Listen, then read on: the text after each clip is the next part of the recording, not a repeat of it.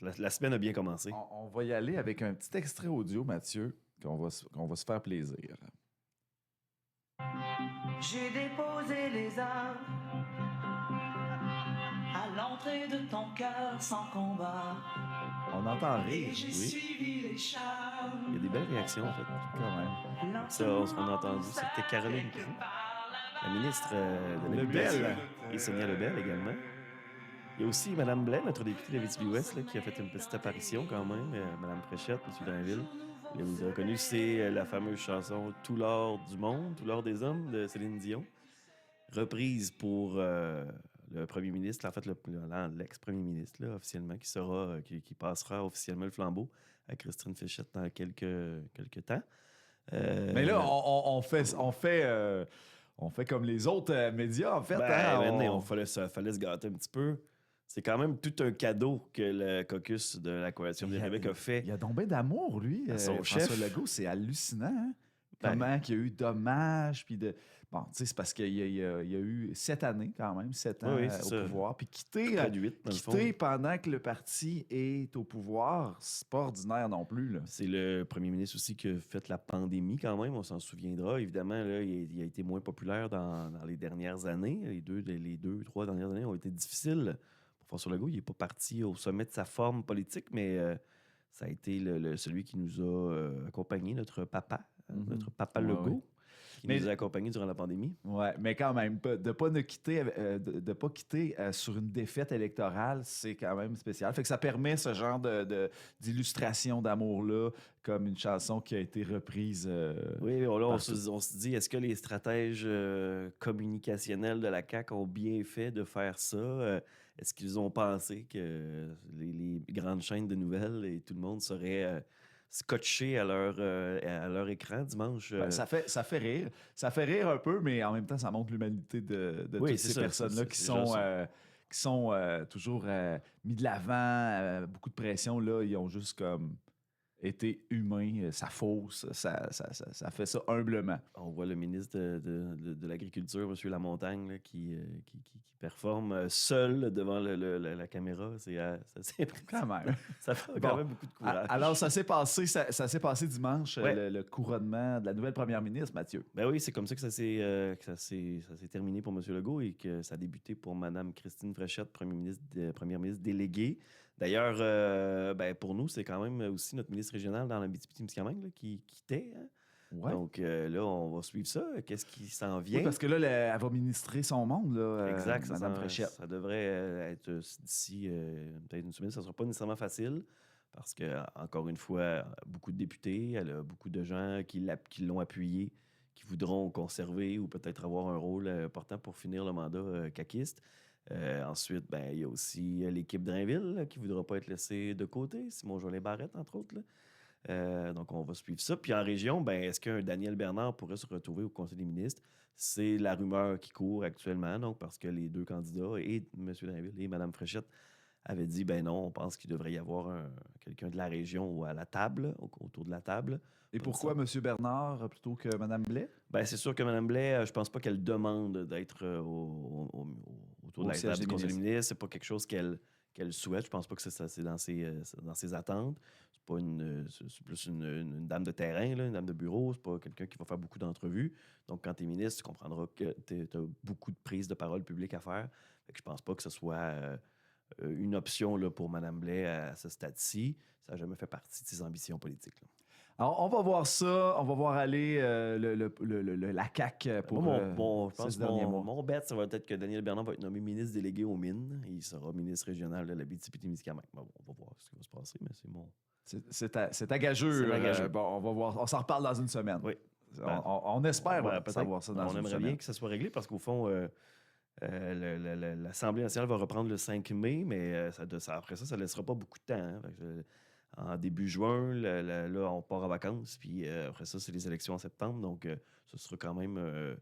il y aura beaucoup de choses à faire pour Mme Fréchette pour essayer de se positionner puis démontrer qu'elle peut changer les choses, mais elle n'aura pas beaucoup de temps. Maintenant, Mathieu, on a parlé beaucoup itinérance cette semaine. Ouais. Là, il y a beaucoup de publications qui circulent également sur les réseaux sociaux là-dessus. Les gens sont extrêmement touchés par cette situation-là. Ben oui, dans le fond, on le sait, c'est de plus en plus visible. Oui, il y a des statistiques qui ont sorti en plus. Là. Exact. Donc, le dénombrement qui a eu lieu l'hiver dernier, donc ça, c'est un grand dénombrement là, qui est fait aux 2 ou 3 ans un peu partout au Québec. Donc, les bénévoles là, des organismes communautaires, des gens du réseau de la santé qui sont sortis dans les rues pour aller voir l'itinérance visible, parce que, bon, évidemment, on peut pas... Il y a de l'itinérance invisible là, en couchsurfing, tout ça, mais l'itinérance visible. Donc, c'est une augmentation de 160 personnes là, quand même depuis 2022. L'Abitibi-Témiscamingue est devenue la région par 100 000 habitants où il y a le plus d'itinérance visible. Fait que c'est quand même pas rien. Après Montréal, c'est en Abitibi. Beaucoup de gens, d'ailleurs, qui débordent un petit peu là, de l'Abitibi-Témiscamingue, de Montréal, qui sont atterris ici. Ah ouais. Autant à Amos, beaucoup évidemment à Val-d'Or, maintenant à Rouen aussi. À Amos aussi, on n'exclut pas. Toutes les villes sont impactées. Donc, c'est quand même... c'est des chiffres, mais après ça... c'est sûr que le CIS de Miscamingue en a profité d'ailleurs pour rappeler que s'il était toujours en travail pour justement soutenir ces personnes-là, s'assurer qu'il y a des services puis qu'il y a des actions qui sont prises. Ils ont d'ailleurs eu un plan d'action d'itinérance qui a été lancé à Val-d'Or il y a quelques années, maintenant à Rouen aussi dans les derniers mois. Puis tout ça aussi, on devrait peut-être probablement le sentir à Amos. Là, il devrait y avoir quelque chose dans ce sens-là qui s'en vient. Il y a eu des rencontres cet automne avec la Chambre de commerce, avec les partenaires locaux. Donc, ce qu'on voit, ce qu'on constate finalement, c'est ça. Les études le prouvent. Les organismes on le sait, on a eu avec l'accueil d'Amos un centre de nuit là, qui a été ouvert. Oui, ça fait 2 ans déjà, oui. Là, on sort de l'hiver, mais avec l'hiver qu'on a eu, on s'entend que ces personnes-là ont eu tout un hiver facile. Ah, barouette, non? Donc, c'est ça. Il faut se rappeler aussi qu'au-delà des statistiques, il y a des humains derrière ça, encore une fois. Donc, c'est quand même... C'est que là, le CIS, là, il reçoit ça comment? Dans le fond, la ministre, la PDG du CIS ont fait un briefage technique là, la semaine dernière, puis pour dire qu'il y a évidemment des ressources qui sont mises, donc le CIS qui est à pied d'œuvre pour accompagner les instances, tout ça, puis s'assurer qu'il y a un plan d'action, qu'il y a des services disponibles aussi.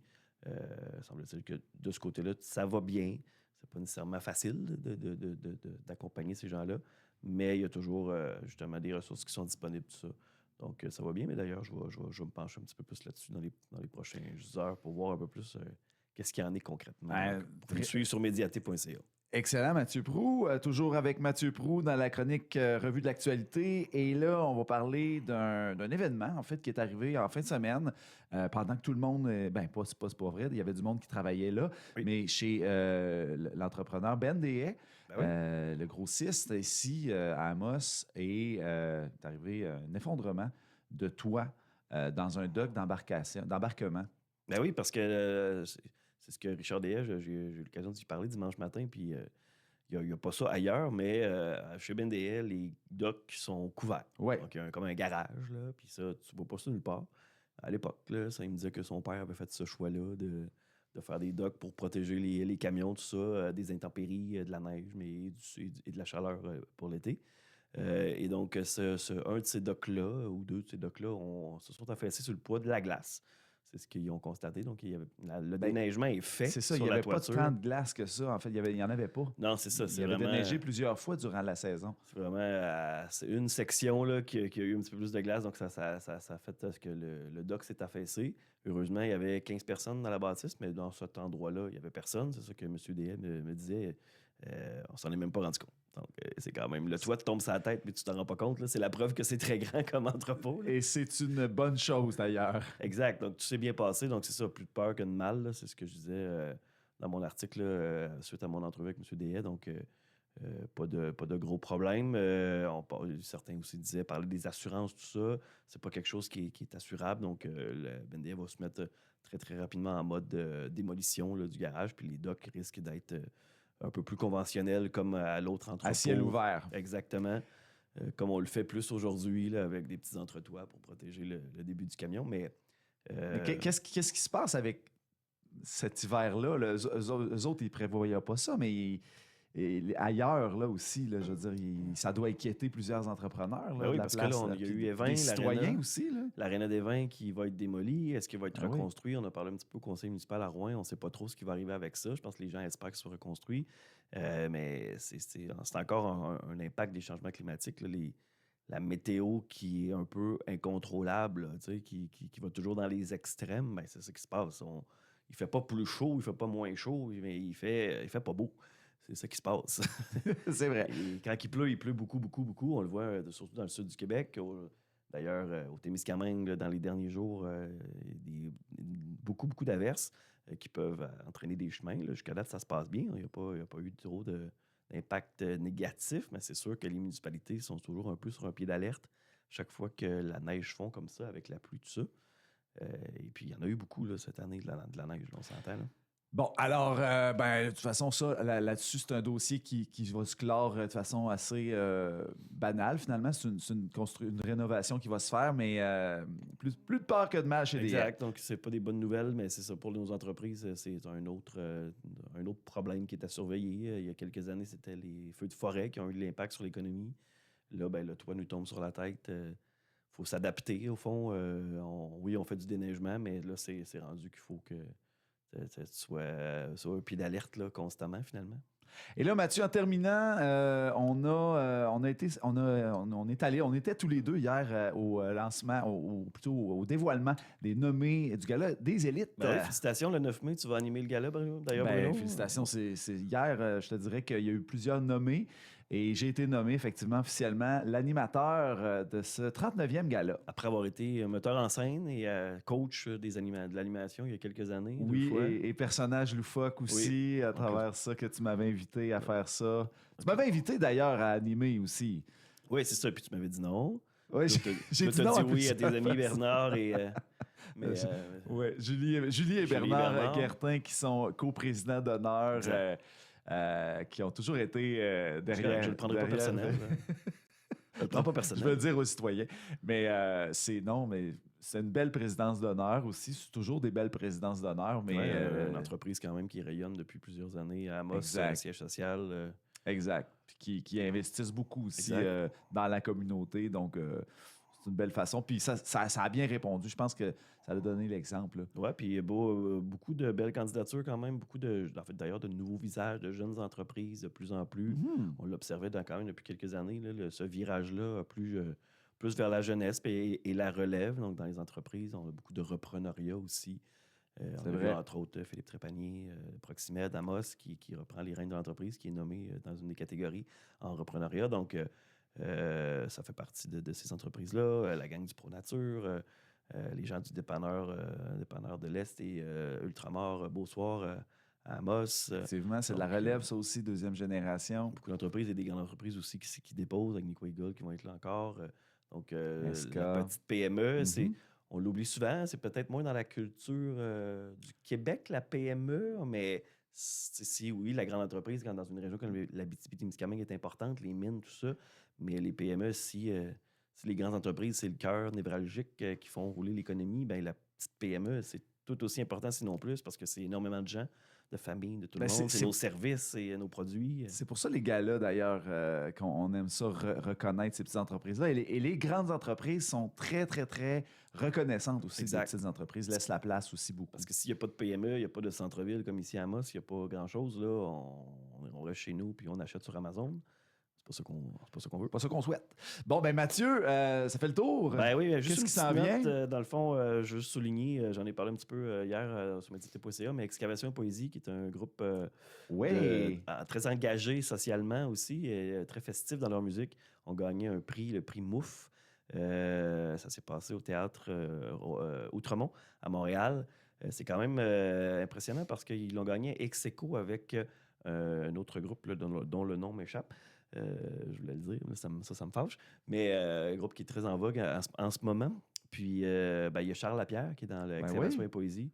Peut-être certaines personnes ici le connaissent. Les derniers gagnants du prix Mouf, c'est Ariane Roy, entre autres, et Alphonse Bisaillon. Donc, Donc, ça peut tracer la direction un peu du groupe. On sent qu'Excavation Poésie va prendre beaucoup de galons dans les prochains mois. D'ailleurs, ils vont lancer une nouvelle chanson très prochainement. Donc, surveillez ça si vous ne les connaissez pas. Allez écouter ça. Ils sont venus à la Fée il y a quelques années. Ils sont allés au Frima aussi. Un groupe très festif, un peu Québec Redneck Bluegrass, dans cette vibe-là, mais très, très engagé socialement. Soyez avertis. Mais, on va les écouter. Bon. On va les écouter à Radio Boréal. D'ailleurs, merci d'ouvrir la porte à la relève comme ça, parce que là, on va découvrir ensemble, Mathieu, la nouvelle chanson de Catherine Van Desberg. Une autre artiste locale. Exact. Puis locale, mais là, elle prend du galon. Elle est à Montréal. Elle développe sa carrière. Elle est avec une agence, des professionnels aussi en musique. Alors, c'est la chanson Minuit et moi qu'on va écouter maintenant, Mathieu.